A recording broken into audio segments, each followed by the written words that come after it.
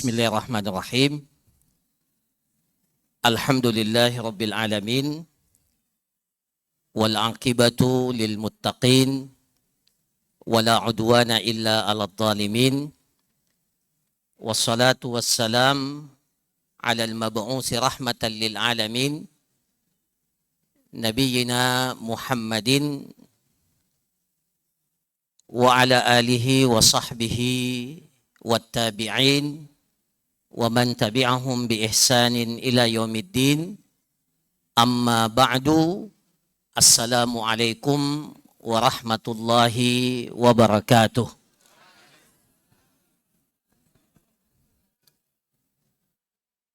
Alhamdulillah, kita bersyukur memuji kepada Allah Azza wa Jal yang masih berkenan memberikan kepada kita kekuatan, memberikan kepada kita kesehatan, memberikan kepada kita kesempatan yang dengan izinnya kita dapat bersama-sama hadir, berkumpul, menguatkan ukhuwah, persaudaraan di antara kita yang memang salah satu hal yang penting dalam agama kita adalah memperkuat hubungan persaudaraan di antara sesama kita. Maka sekali lagi kita bersyukur memuji kepada Allah yang telah menganugerahkan kepada kita begitu banyak nikmatnya yang tidak bisa kita hitung. Salawat dan salam kita kirimkan kepada baginda Rasulullah sallallahu alaihi wasallam. Mudah-mudahan kita semua diistiqomahkan oleh Allah untuk selalu berada di atas tuntunan ajaran petunjuk yang diwariskan oleh Nabi kita, Nabi Muhammad sallallahu alaihi wasallam. Hadirin dan hadirat yang semoga dirahmati, dimuliakan oleh Allah Azza wa Jal.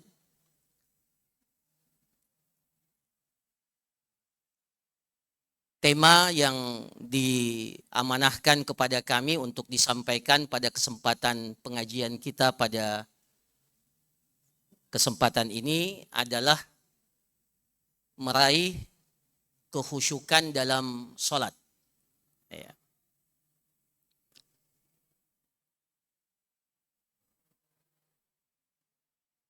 Bapak Ibu sekalian yang dirahmati oleh Allah, Rasulullah sallallahu alaihi wasallam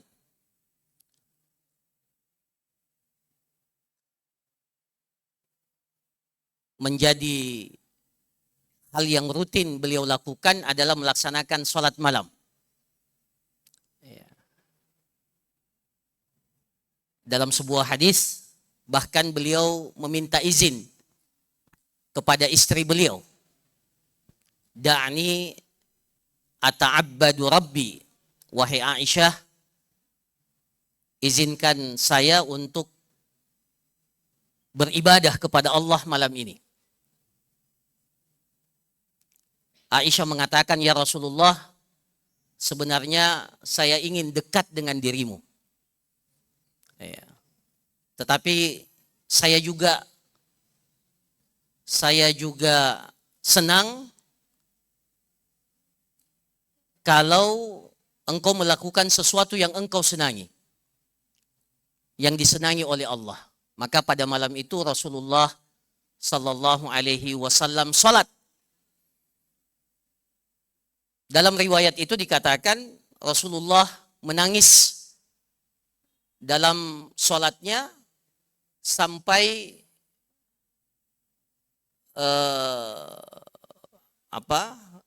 dada beliau itu basah dengan air mata. Kemudian Setelah itu beliau lanjutkan sholat sampai tempat yang berada di dekat Rasulullah Sallallahu Alaihi Wasallam itu juga basah.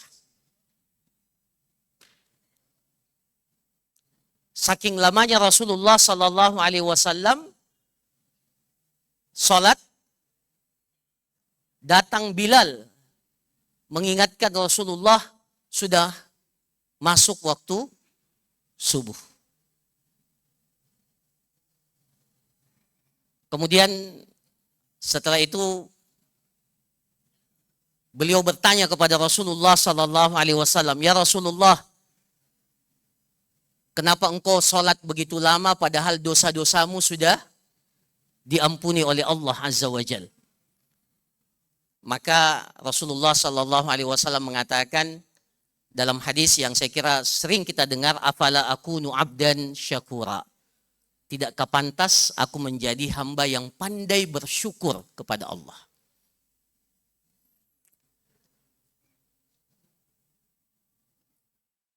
Suatu ketika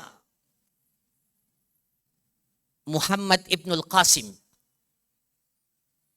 itu mendatangi rumah Ummul Mukminin Aisyah radhiyallahu anha.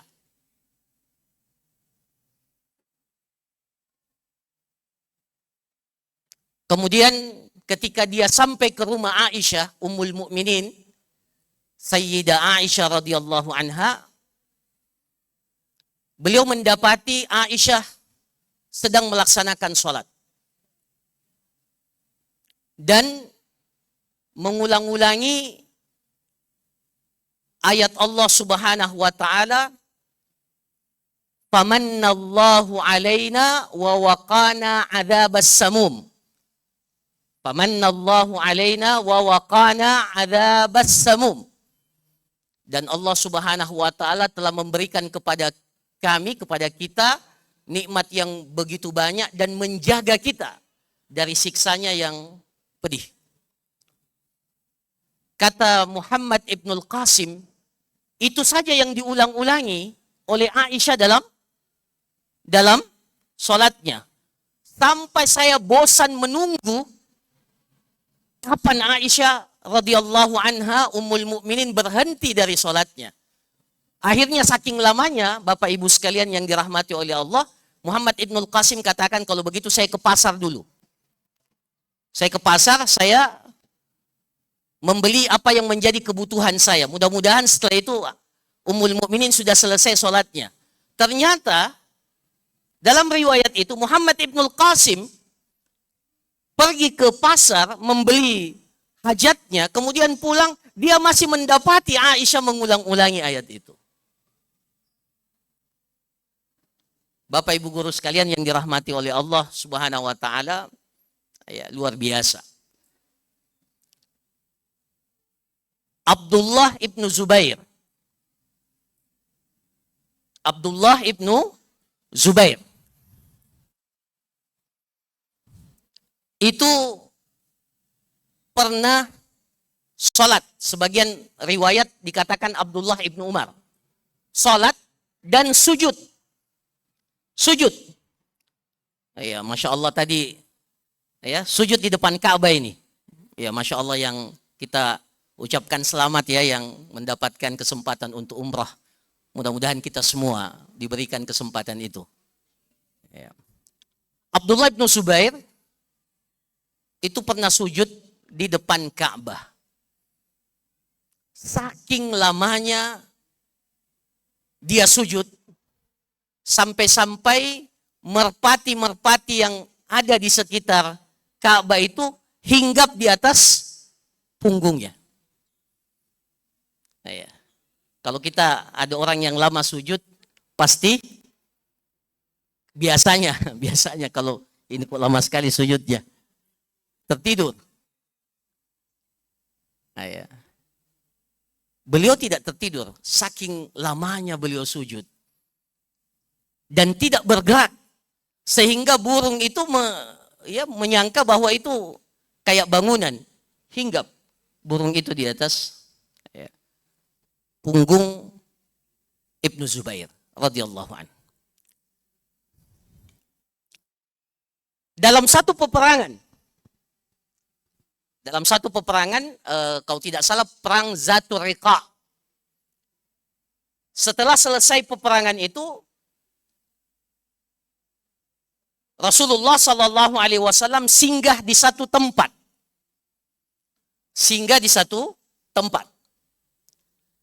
bermalam, beristirahat. Tetapi Rasulullah khawatir jangan sampai ketika mereka beristirahat, mereka diserang oleh musuh. Maka Rasulullah menugaskan para sahabat berjaga-jaga menjadi piket bergantian. Ya. Itu dalam perang Zatul Riqa. Perang Zatul Riqa itu termasuk perang yang berat yang dihadapi oleh Rasulullah Sallallahu Alaihi Wasallam. Nah, Rasulullah menunjuk 2 orang sahabat pada malam itu gantian berjaga. Sahabat itu adalah Abbad ibn Bishr dan sahabat Ammar ibn Yasir. 2 sahabat yang mulia. Maka 2 sahabat ini ditugaskan oleh Rasulullah Sallallahu Alaihi Wasallam untuk berjaga pada malam itu.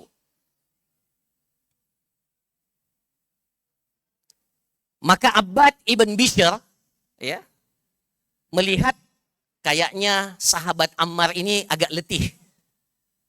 Jadi dia mengatakan kepada Ammar, wahai Ammar, engkau tidur duluan, saya yang berjaga duluan. Ya, nanti saya akan bangunkan engkau dan gantian.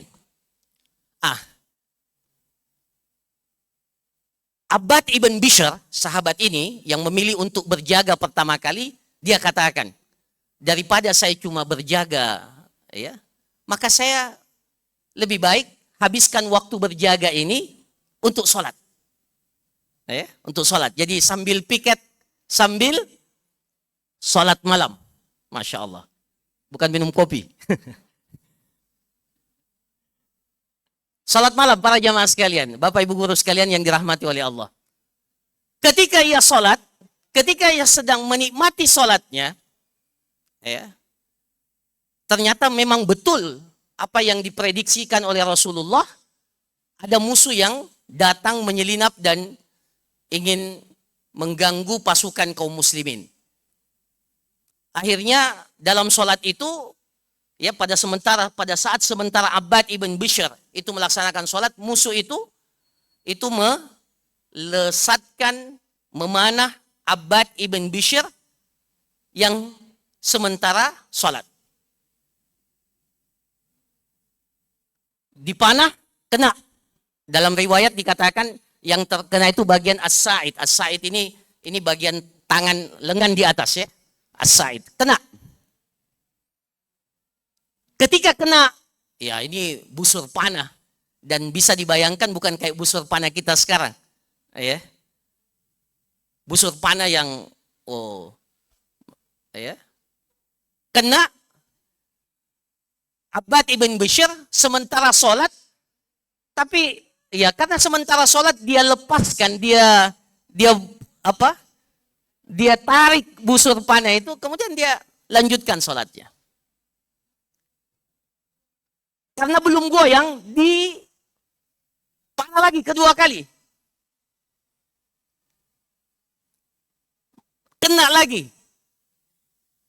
Dia lepaskan lagi. Dan dia tetap lanjutkan sholat. Ya.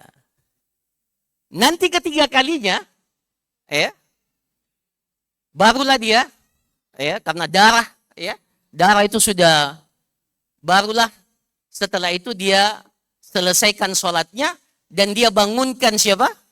Ammar, ini giliranmu sekarang berjaga.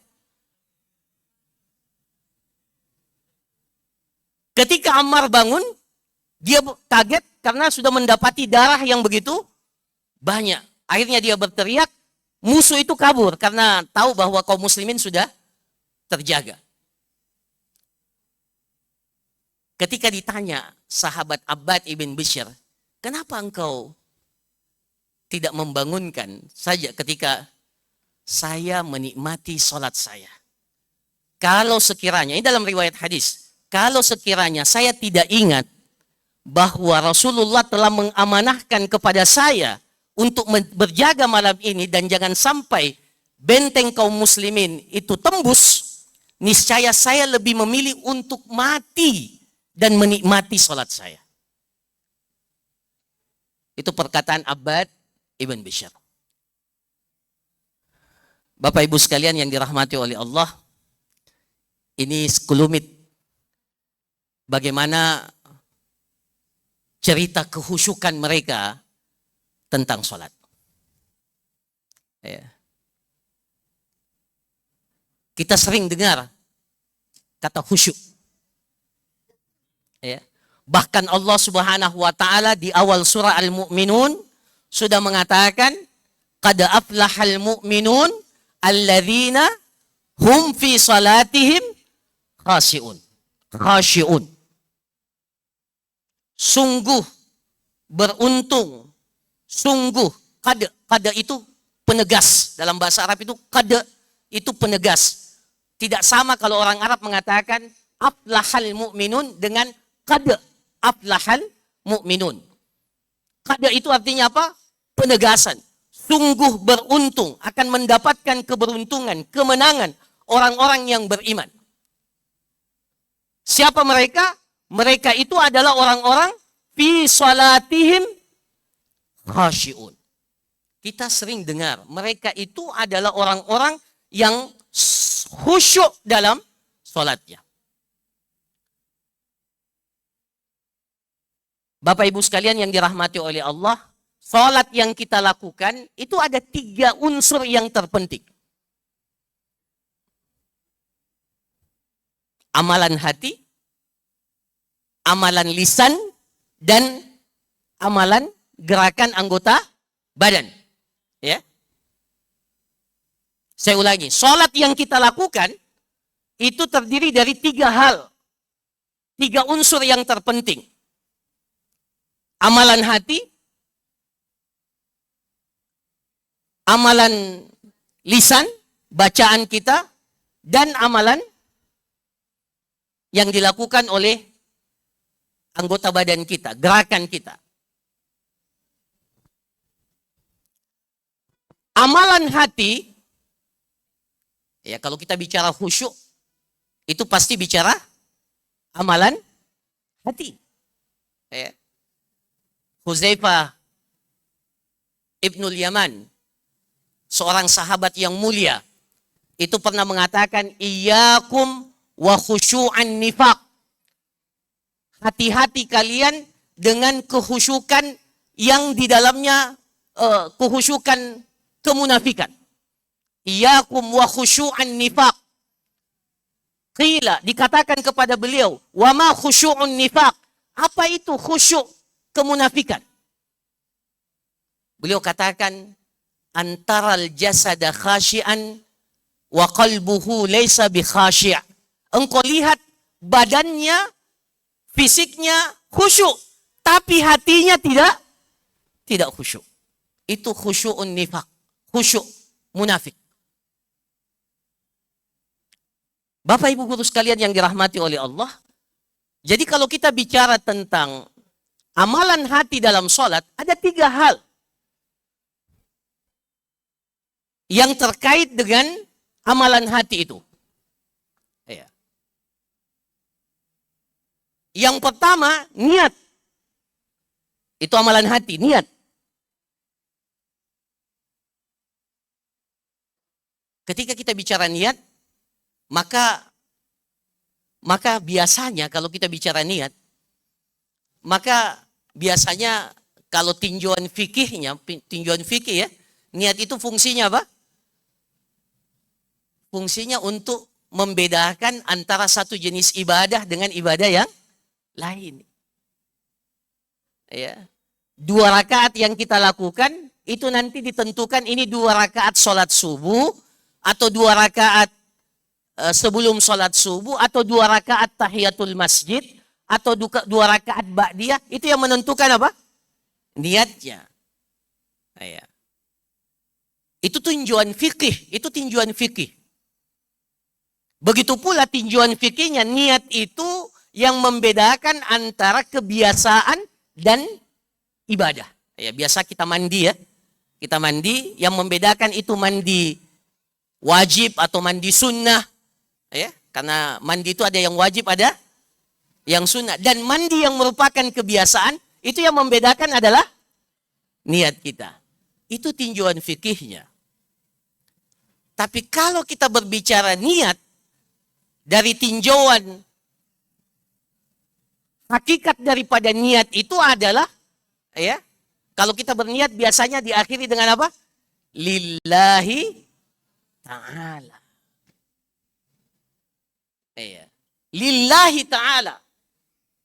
Ya. Sebenarnya itulah. Ya, kita melaksanakan sholat ini, niatnya adalah semata-mata karena Allah Azza wa Jal. Itu yang pertama. Jadi terkait dengan amalan hati dalam sholat itu, yang pertama yang harus kita perbaiki adalah sejauh mana sholat kita ini betul-betul lillahi ta'ala. Itu yang pertama. Yang kedua, para jamaah sekalian, hadirin sekalian yang dirahmati oleh Allah, amalan hati dalam sholat kita itu adalah hudurul qalbi. Kehadiran hati kita dalam sholat. Ya. Kehadiran hati kita dalam sholat. Apa maksudnya?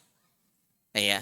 Dalam hadis Ammar, ya, dalam hadis Ammar bin Yasir, ini hadis yang lain, Rasulullah Sallallahu Alaihi Wasallam mengatakan, Innal abda la yusalli bi salatin, sesungguhnya seorang hamba melaksanakan ibadah sholat, dan ketika dia selesai dari sholatnya, ya, wayang sarif, dia selesai dari sholatnya, maka dia tidak dapatkan dari sholatnya kecuali nisfuha, setengahnya, rubu'ha, seperempatnya, atau sulusuha, sepertiganya, rubu'uha, seperempatnya, humusuha, seperlimanya, sudusuha, seperenamnya, subu'uha, sepertujuhnya, sumunuha, seperlapannya, tusu'uha, sepersembilannya, usyuruha, atau sepersepuluhnya. Jadi kita ini sholat, Bapak Ibu sekalian yang dirahmati oleh Allah, kadang sholatnya satu shaf, berjamaah, sama-sama. Dua orang yang melaksanakan sholat. Tapi yang dia dapatkan itu berbeda-beda. Ada yang dapat setengah, ada yang dapat sepertiga, sampai sepersepuluh. Bahkan dalam sebagian riwayat dikatakan, dia tidak dapatkan sama sekali. Bahkan sepersepuluh pun dia tidak dapatkan.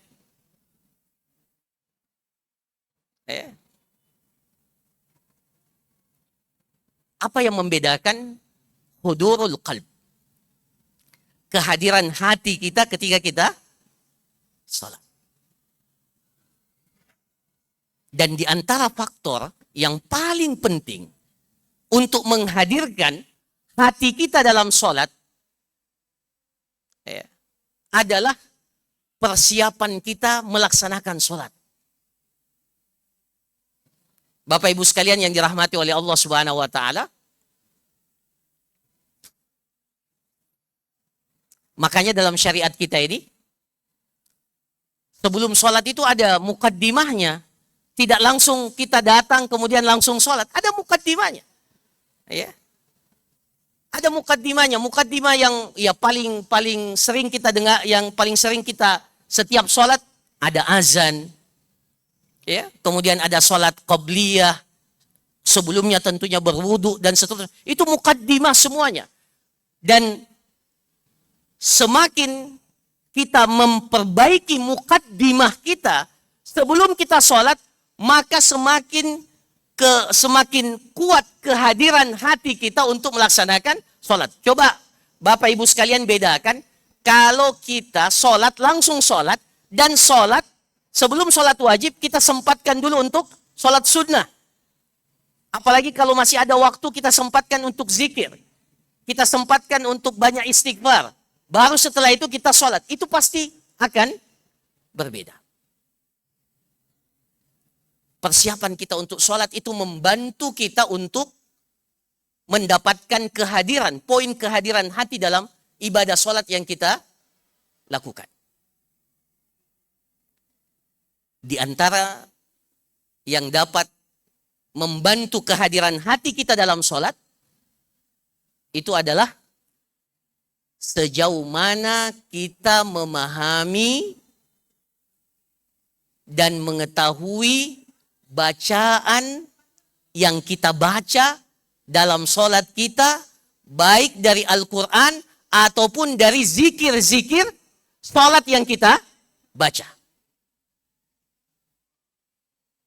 Jangan sampai ya kita ini sebagai bapak, sebagai ibu, ya, sebagai guru, ya, kemudian ditanya oleh anak kita, oleh murid kita, Bapak, apa itu artinya Subhana Rabbiyal Azim?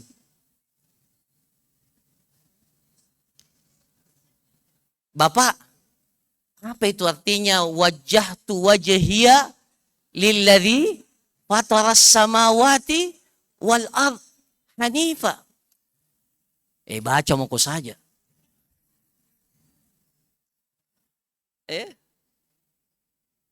Apa itu artinya? Ini mohon maaf ya. Apa surah yang paling kita senang? Kalau imam baca itu di dalam sholat, Masya Allah kita senang. Qul huwallahu ahad. Kalau itu, Masya Allah.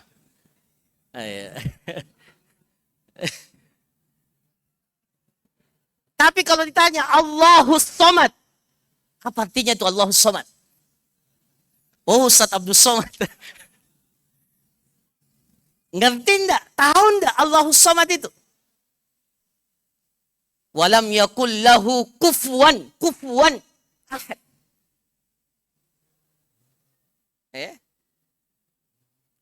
Jadi ini pesannya singkat saja sebenarnya. Kalau ingin menghadirkan hati kita, maksimal kehadiran hati kita dalam sholat, kuasai itu, semua bacaan sholat, zikir sholat, dan usahakan ayat-ayat, surah-surah yang sering dibaca itu minimal kita baca dulu terjemahannya. Terjemahannya.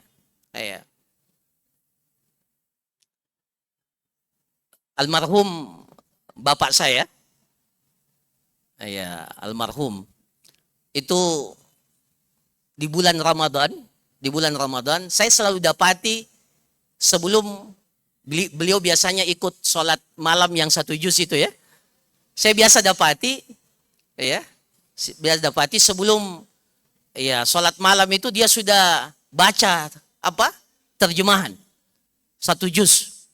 Saya tanya, kenapa Bapak baca itu? Saya mau ketika imam baca itu, saya tahu apa arti yang dia baca.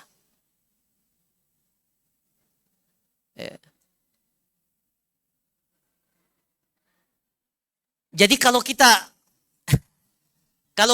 tidak tahan dengan bacaan panjang imam dan sering kita mengeluh. Lamanya ini. Kenapa? Salah satu pertanyaan, kenapa? Karena memang salah satu penyebabnya kita tidak tahu yang dibaca imam itu. Apa maksudnya? Apa maksudnya? Kita tidak bisa menangkap karena kita tidak tahu. Itu yang kedua. Bapak, Ibu sekalian yang dirahmati oleh Allah Azza wa Jalla. Jadi, yang kedua itu adalah hudurul qalb. Kehadiran hati kita dalam ibadah sholat yang kita lakukan. Amalan hati yang ketiga, inilah yang paling pamungkas, inilah yang paling berat. Jadi mulai niat menghadirkan hati, amalan hati yang paling tinggi nilainya itu adalah khusyuk. Jangan mungkin kita berharap bisa khusyuk, tapi niat menghadirkan hati tidak maksimal. Maka kehusyukan tidak akan sampai kita pada tingkat khusyuk yang sebenarnya, kalau kita tidak memulainya dengan niat lillahi ta'ala, kemudian hudurul qalb, menghadirkan hati, kemudian khusyuk. Ya. Jadi khusyuk itu adalah tingkat yang paling tinggi, ya, dalam kaitannya amalan hati kita dalam sholat. Nah, Bapak Ibu sekalian yang dirahmati oleh Allah, bagaimana menghadirkan kehusyukan itu? Tadi saya sudah sampaikan di mukaddimah, ya, beberapa cuplikan kisah, ya, bagaimana mereka menikmati sholatnya, ya, dan kisah-kisah yang seperti ini kalau dibuka itu sangat banyak, ya, sangat banyak. Sampai saat ini pun masih, masya Allah, ya, masih banyak orang-orang yang masya Allah kita lihat dalam sholatnya itu betul-betul menikmati sholatnya. Ya.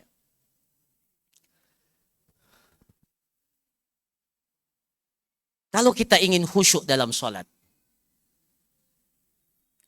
kita ingin sholat kita itu lillahi ta'ala, kemudian hudurul qalb, begitu pula sampai pada tingkatan khusyuk, maka pertanyaan yang paling pertama yang harus kita jawab, ya, yang harus kita jawab pada diri pribadi kita masing-masing sebelum tentunya kita mengajarkan itu kepada anak kita, kepada siswa kita adalah, pertanyaannya, bagaimana kedudukan sholat itu dalam pandangan kita? Bagaimana pengagungan kita, penghormatan kita terhadap sholat? Jawab itu dulu. Silahkan, ya, kita tempatkan posisi sholat, ya, yang dikatakan oleh para ulama, sholat itu adalah ibadah yang paling utama setelah keimanan kita kepada Allah, dan ibadah sholat itu tidak kondisional. Kalau ibadah yang lain kondisional. Zakat, puasa, haji, semuanya itu kondisional. Kalau sholat, itulah ibadah yang tidak mengenal kondisi. Kewajibannya melekat setiap saat. Dalam kondisi apapun. Ya, kecuali tentunya buat kaum wanita, ya. Ada masa-masa di mana mereka, ya, tidak melaksanakan sholat. Tapi secara umum, ibadah sholat ini ibadah yang melekat. Nah, pertanyaan pertama adalah sejauh mana penghargaan kita terhadap ibadah sholat yang kita lakukan. Kalau kita belum menghargai sholat itu sebagaimana mestinya, jangan kita pernah bermimpi untuk sampai kepada tingkatan bagaimana kita khusyuk dalam sholat kita. Ya.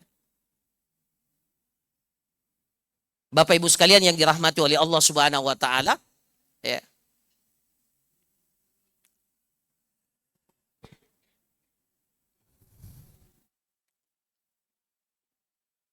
Kalau kita ditakdirkan oleh Allah berusia 70 tahun,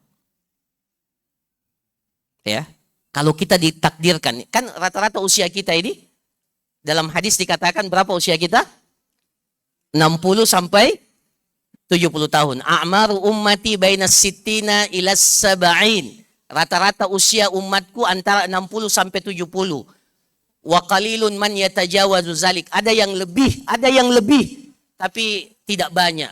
Iya, tidak banyak. Rata-rata 60 sampai 70 tahun. Itu rata-rata. Katakanlah kita ambil yang paling 70 tahun.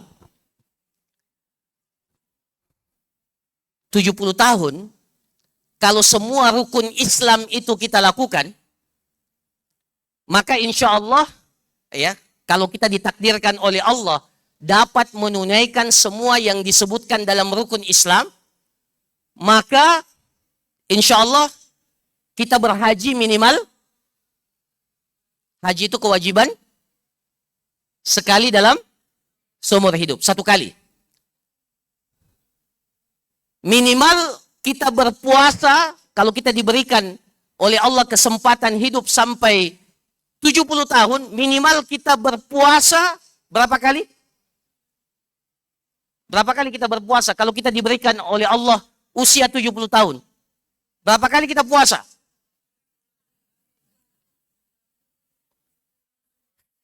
Tidak mungkinlah 70 kali. Iya. Iya, katakanlah usia balik itu berapa? 15 umpamanya. Kalau dalam buku-buku fikih itu biasanya 15. Kalau sekarang bisa bertambah cepat. Iya. Kalau dalam buku fikih, usia balik itu kalau tidak ada tanda-tanda yang lain, itu ditentukan oleh para ulama rata-rata di usia 15 tahun. Iya. Kalau tidak ada tanda-tanda yang lain. Katakanlah 15 tahun. Berarti minimal kita berpuasa Ramadan berapa kali? 55 kali.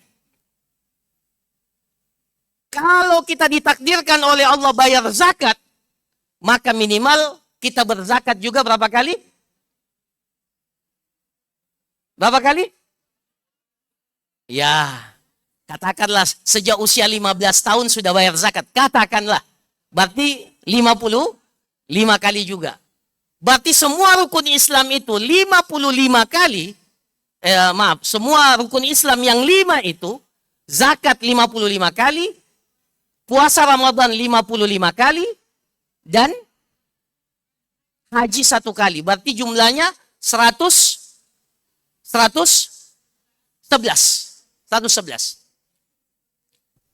Bapak, Ibu sekalian, itu tidak ada apa-apanya.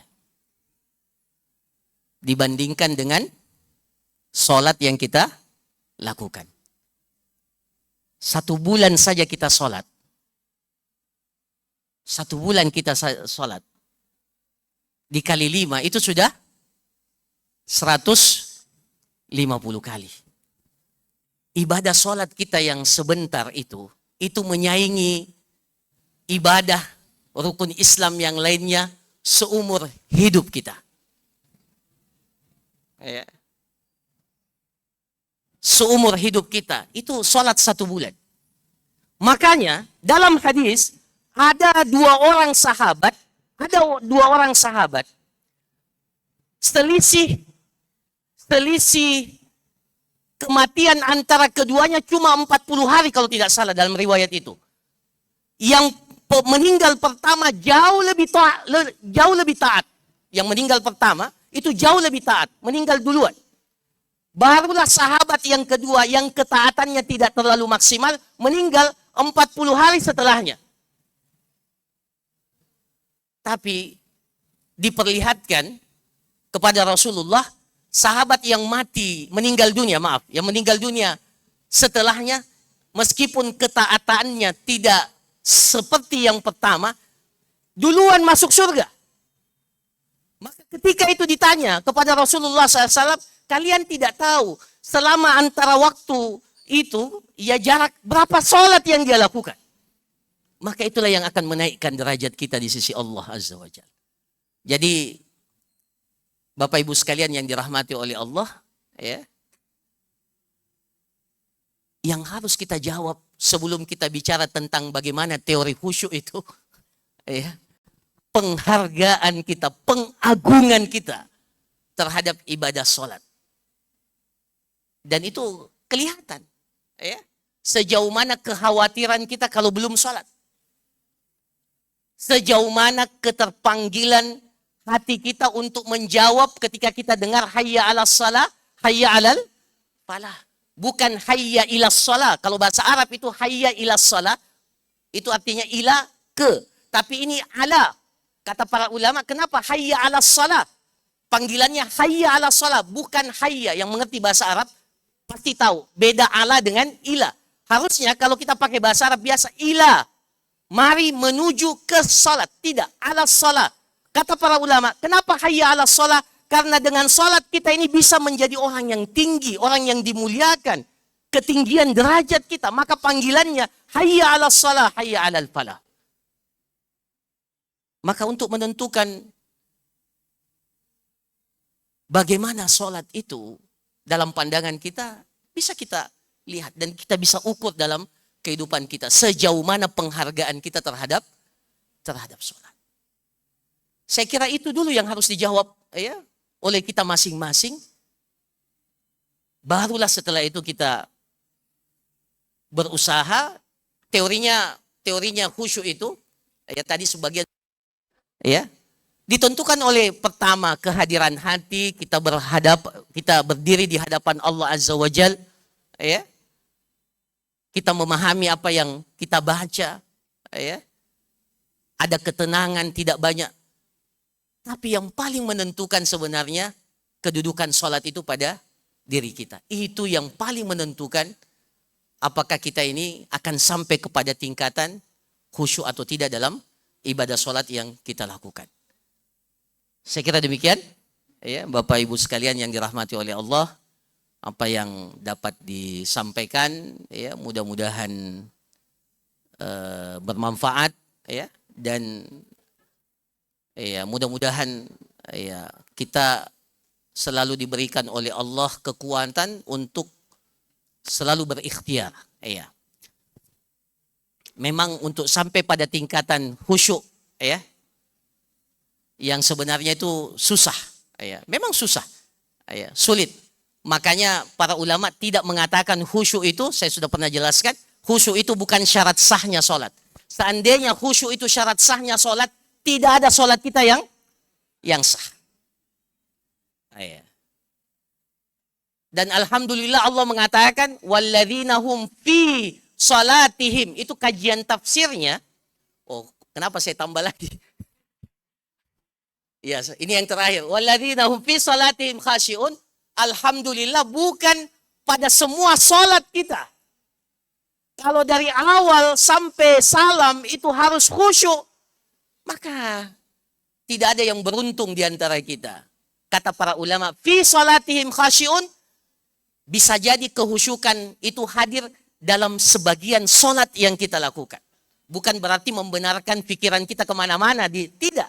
Tapi minimal ketika kita sujud, ketika kita ruku, ya, ketika kita berdiri, ada kehusyukan yang hadir dalam. Alhamdulillah dikatakan fi sholatihim, ya, tidak pada semua ibadah rangkaian sholat dari awal sampai akhir harus khusyuk. Nah, kira-kira seperti itu, mudah-mudahan bermanfaat.